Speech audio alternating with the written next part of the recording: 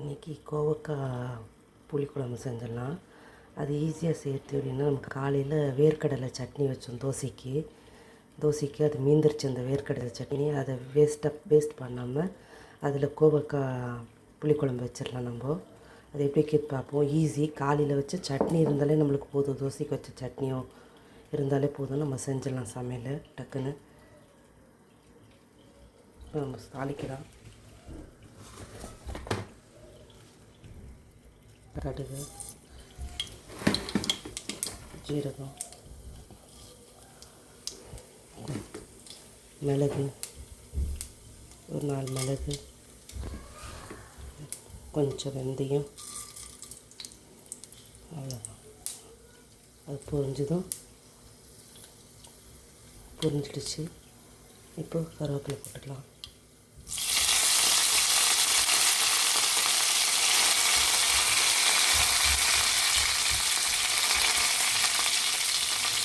இப்போ சின்ன வெங்காயம் போட்டுக்கலாம்.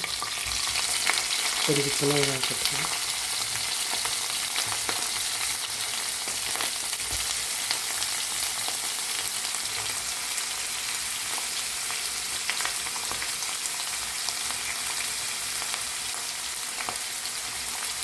ரெண்டு பச்சை மிளகாய். வெங்காயம் நல்லா வதங்கிடுச்சு. வெங்காயம் நல்லா வதங்கிடுச்சு. இப்போ நம்ம கோவக்காய் போட்டுக்கலாம்.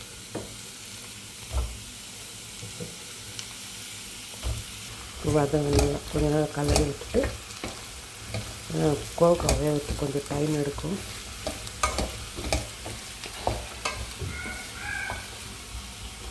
கொஞ்சம் உப்பு போட்டு விட்டுடலாம். உப்பு போட்டால் சீக்கிரம் வந்துடும்.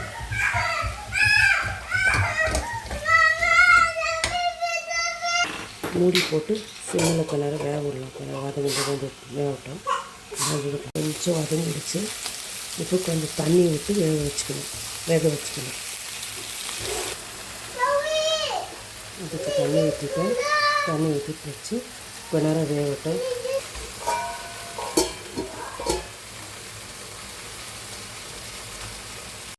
இதுக்கு நல்லா வதங்கிடுச்சு.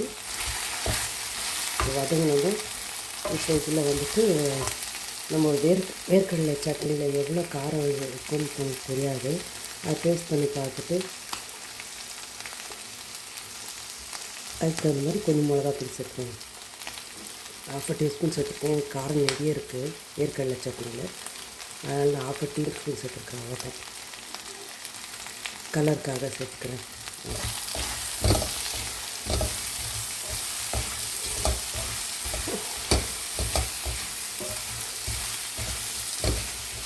முக்கால்வாசி வதங்கிடுச்சு. ஏற்கனவே உப்பு போடுறதும் வேர்க்கடலை சட்னியில் எவ்வளோ உப்பு பார்த்துட்டு அப்புறம் போட்டுக்கலாம். இப்போ வேர்க்கடலை சட்னி போட்டாச்சு. கொஞ்சம் தண்ணி சுடுதண்ணி ஊற்றிக்கலாம்.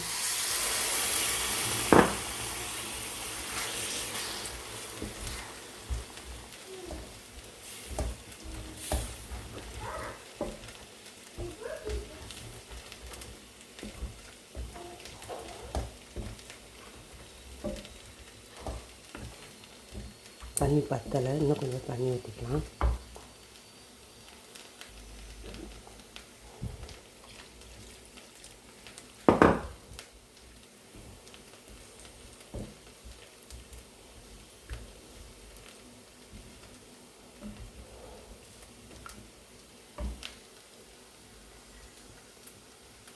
இப்போ உப்பு எல்லாம் கரெக்டாக இருக்கான்னு செக் பண்ணிடலாம்.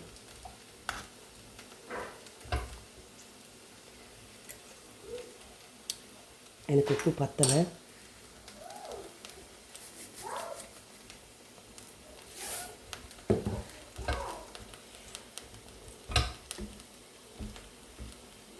இந்த டைமில் வந்துட்டு ஏற்கனவே வேர்க்கடலை சட்னியில் புளி இருக்கும்.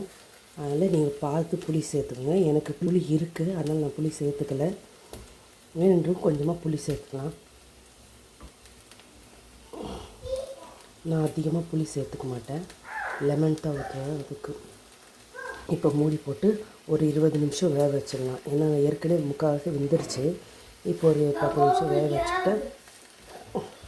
வேக வச்சிங்கனாக்கா அது அந்த கோவக்காயில் வந்து கொஞ்சம் அந்த ஜூஸ் அந்த சாரெல்லாம் இறங்கணும் நல்லா டேஸ்ட்டாக இருக்கும். அவ்வளோதான்.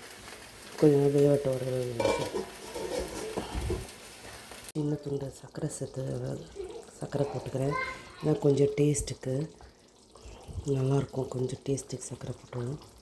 ஏன்னா வெல்லம் இருக்கிறவங்க வெல்லம் போட்டுக்கலாம். என்கிட்ட வெல்லம் இல்லை, காலி ஆகிடுச்சு. அதனால சர்க்கரை போட்டிருக்கேன். சூப்பராக இருக்கும். கோவக்காய் குழம்பு, கோவக்காய் வேர்க்கடலை சட்னி குழம்பு ரெடி ஆகிடுச்சு. இப்போ ஆகிடுச்சு. கொஞ்சம் நம்ம நல்லெண்ணெய் ஊற்றிக்கலாம். கொஞ்சம் நல்லெண்ணெய் ஊற்றிட்டு சர்வ் பண்ணால் சூப்பராக இருக்கும். கொஞ்சம் கொத்தமல்லி தழை தூவி